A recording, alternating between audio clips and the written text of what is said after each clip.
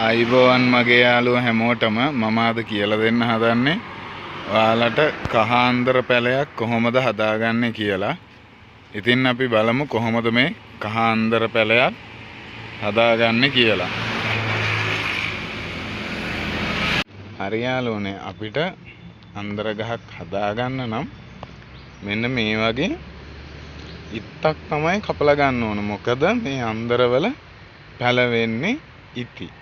ඉතින් යාළුවනේ මම මෙන්න මේ විදිහට අන්දර අතු කීපයක් කපා ගත්තා.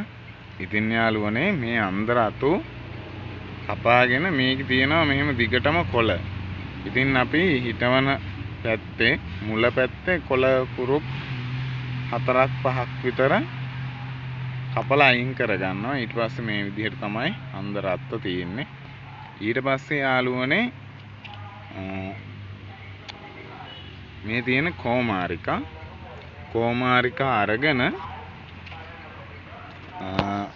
මේ ආකාරයට මේකේ සිටවන පැත්තේ මෙහෙම කෝමාරිකා හොඳින් තවර ගන්න ඕන.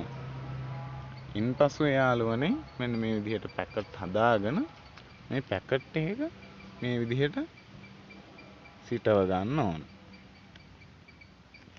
ඔන්නෝම තමයි යාළුවනේ මේ අන්දර පැලයක් කහාන්දර කියලා කියනවා මේවට පැකට් කරගන්න. අපි බලමු කොහොමද මේවා පැලුණාට පස්සේ කියලා. මෙන්න යාළුවනේ දින 25කින් අන්දර පැලවෙලා තියෙන ආකාරය ඔයාලට හොඳට බලා ගන්න පුළුවන්. මේ තියෙන්නේ හිටවපු අන්දර. ඉතින් මේව හොඳින් පැලවෙලා තියෙන්නේ. දැන් ඔයාලට කැමති තැනකින් මේ වගේ හදලා හිටව ගන්න පුළුවන්. මම දැන් මේවා හිටවන්න යන්නේ.